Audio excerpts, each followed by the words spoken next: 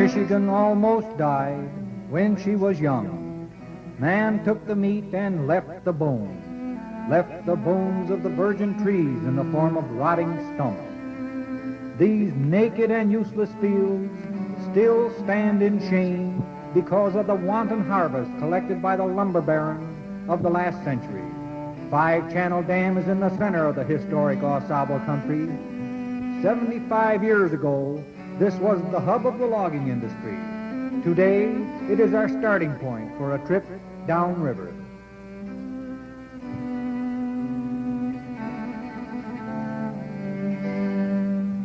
Each morning and afternoon, from May until September, the tourists gather here to board the L&C for the 12-mile round trip on the now tamed but once turbulent Oscoda.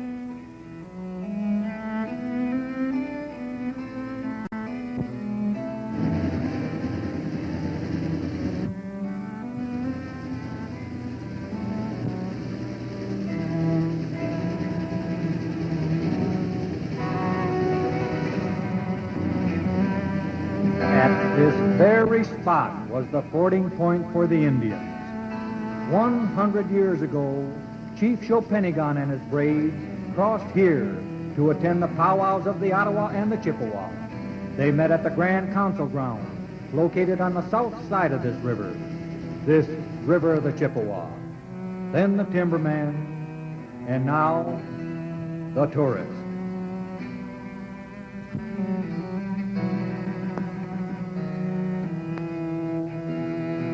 Chief Shobigun, great leader of the Chippewa, lived here first.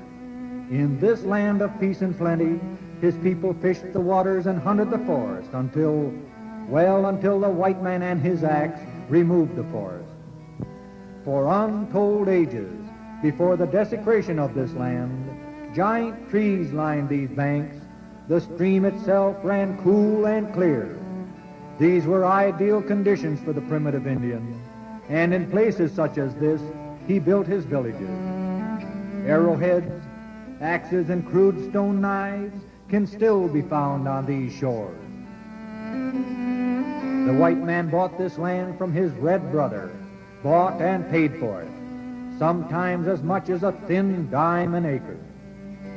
To the Aboriginal American, this represented untold riches, and he willingly but unwisely retreated to the unwanted badlands bordering the timber country, and there began his sorrowful degeneration.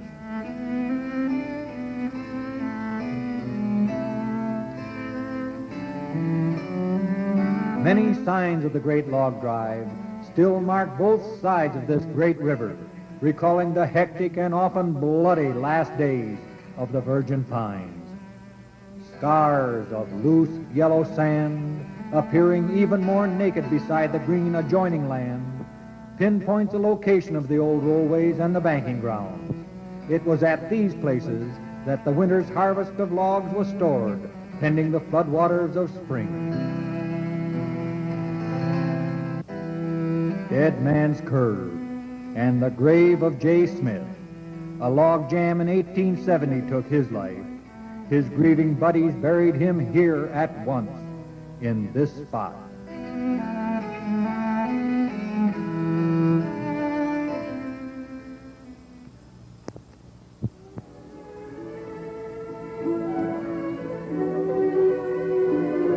These giants of the forest began when the great glacier left this land.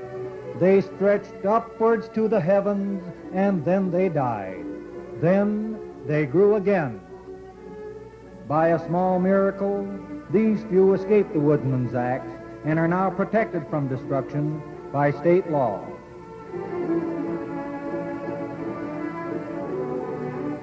Almost as many eons ago came the Indian. He made his home among these trees. Then he also died and became born again. This was as the Almighty had planned it, and this was their land. Here, amid the ghosts of the past, J. Smith sleeps.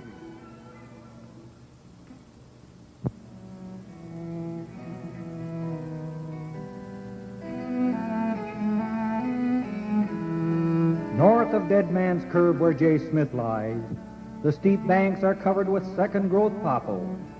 The sign of another lumberjack, the Little Beaver, carries on his activity within sight and sound of one of the Northland's most famous tourist attractions.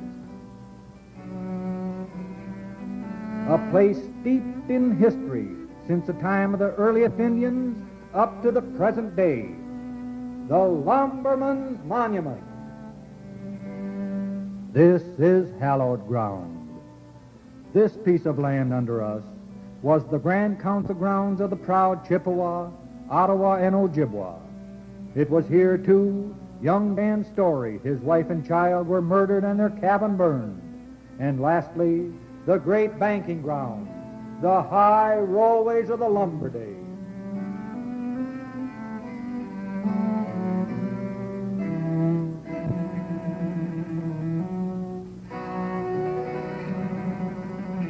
A short 6 miles south of where J. Smith sleeps, the remnants of Chief Shobigun's once great Chippewa nation eke out a meager living on their land of sand. Each Sunday, a few attend the little white church on the corner, according to the teaching of their faithful champion, the late Reverend Simon Greensky. This bronze plaque was erected to honor this humble Indian evangelist. Its words are, in honor of Reverend Simon Greensky, beloved missionary, whose name and memory will ever be held in grateful remembrance by the Chippewa Indians of the Oscoda Indian Parish, whose spiritual interests he so lovingly served from 1896 to 1937, erected by public subscription.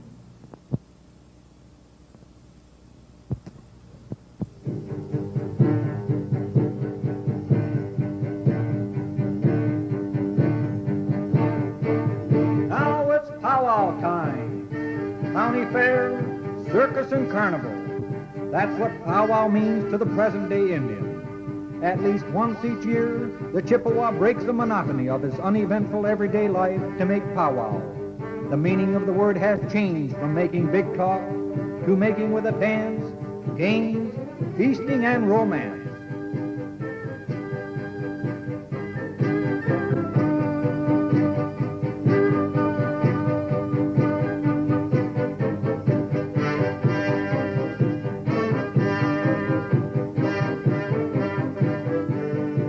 Every day Molly Brown becomes Princess Little Fawn, and her mate Joe Brown becomes the great Chief Bull Elk, and the powwow becomes the Mecca for the ever-present tourist. Old Chief Bear Claw parades in his finest feathers.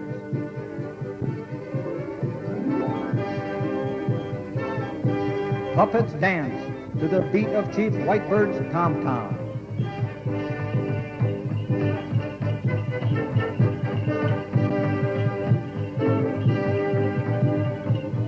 The little brave forest brook does the dance of peace.